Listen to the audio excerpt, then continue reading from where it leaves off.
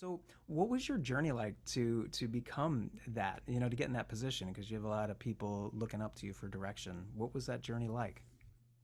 So like a lot of people in education, this was not um, my dream job. This is nothing that I had anticipated.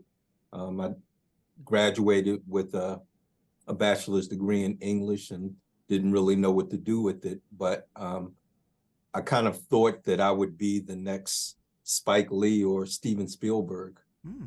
So for about 4 years, I wrote screenplays and sent them out to Hollywood and to New York, uh, and that didn't work out.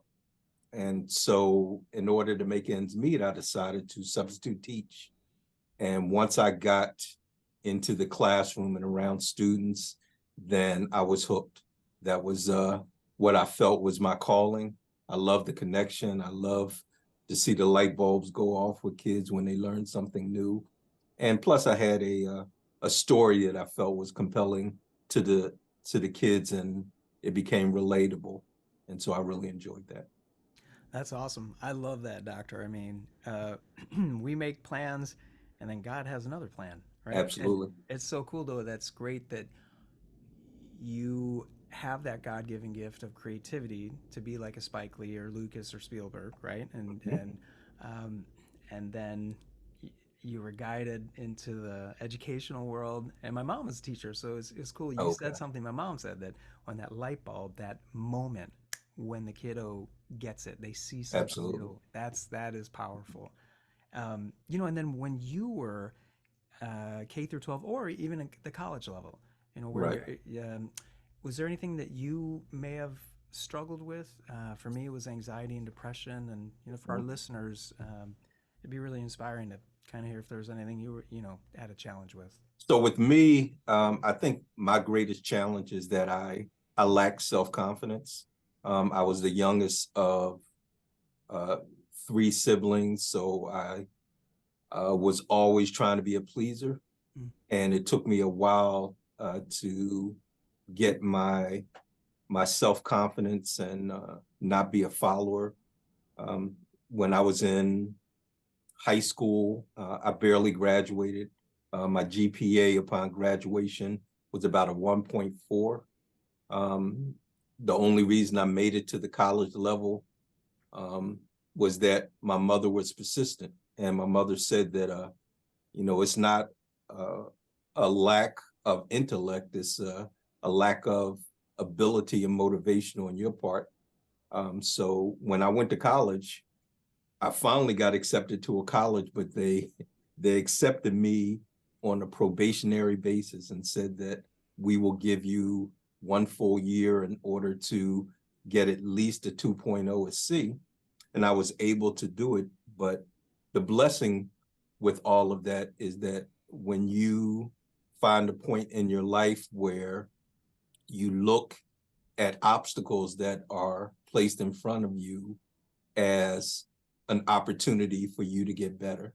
And there's no successful person in this world who hasn't had a laundry list of failures before they were able to achieve. So that is the lesson that I learned from the struggles I had early on in life. Man, I love that, Doctor. I mean, that takes a strong person to share that. That's so inspiring and so true, right? We all at some level struggle with our self-worth and self-confidence, and then the importance of struggling and failures is everywhere. Einstein, I mean, who else? Edison, Thomas Edison, the light bulb. That dude had 10,000 people perceived it as failures. They said, "Why are you doing this, dude? You've been Right, at like 9,000 no's. Why don't you just give up?" And he's thought, well, I'm getting closer. I know 9,000 ways that don't work. So I'm right, getting closer to the way it will work. And it's the same with what you shared, right? And absolutely, oh man, that is so powerful. And even Abe Lincoln, right? He never got right, elected. He struggled, and all of a sudden, ooh, the guy's the president. Hmm. So, absolutely, and same with you, struggle. Now you're at the top of the game in right. the educational world. So that's really cool. Thank you for sharing that. Oh, you're welcome. And then what's working well um, at your university. supporting your students with their emotional and mental health? Or what would you like to see more of? Maybe some things are working well, and maybe you see some gaps that need to be bridged. And just would love to hear your thoughts on that.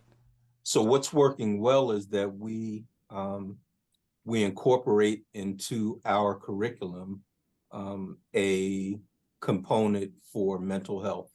So we make sure that we emphasize to our students on campus and even off campus the critical need in order to take care of yourself physically, emotionally, psychologically, on top of everything they have to go through with the academics. Um, our students are able to go to student counseling free. It's a part of their tuition, and we strongly encourage it. Um, as a director of student teaching, I have professional development workshops that I have on mental health with the chair of our school counseling department. And so it's mandatory for the students to attend. Um, and, we just keep talking up the importance, especially after COVID, where people were so isolated and they just needed somebody to talk to. And they were struggling in ways that only they understood. So we find a way to work with that. What's not working is not really on campus, but when I send my students out into the field, into the various school districts in Virginia, that to me, they still don't have a component in place to make sure that the teaching is balanced with working with teachers to make sure they're not overwhelmed emotionally. There are a lot of expectations placed on teachers from the administrators, from parents, from students, but very rarely do you hear teachers who take advantage of a mental health day or having the ability to just decompress. And so when I talk to my student teachers, one thing that I tell them to make things a little easier is that the best way to have a relationship that's good for you and good for the students and good for the administrators is that you have to build relationships and build relationships to really get to know that person. It just makes the process a lot easier. Yeah, yeah, that's a bullseye right there. That relationships, the connections, having a group that they can lean on, and Mm-hmm. that's awesome. And if there are any final thoughts or words of encouragement or whatever's on your heart, Sure. what would you like to share? So I guess my final thought was I love the name of your organization. So Born to Shine, I believe that all people are innately built with the ability to be great. It really, in many cases, just takes someone to pull that out of them and allow them to see that they're not placed on this planet in order to be average. So I think that's so important for educators to get across to our students who are struggling with finding their footing and finding their value, finding their worth.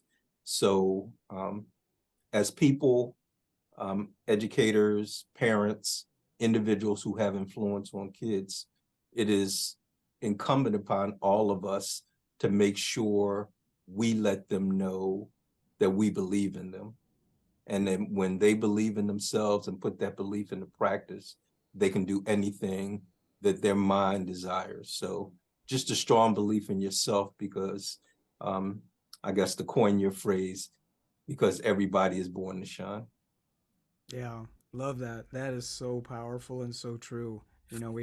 We all have one person. It only takes one person to Correct. encourage someone and just to get that spark going. And that was your mom, right? Your mom Correct. really was that Yes. encourager. She pulled that rock star out of you, and you Correct. really started to shine. And That's so true for all of us. Maybe it's at home, maybe it's not. For Hmm. you, it was, but some students, if it's not, that's where the teachers can really see that gift within their Absolutely. students and pull it out of them and encourage them. So, Mhm. yeah, Dr. Amin, thank you so much for being with us today. Oh, it was my pleasure.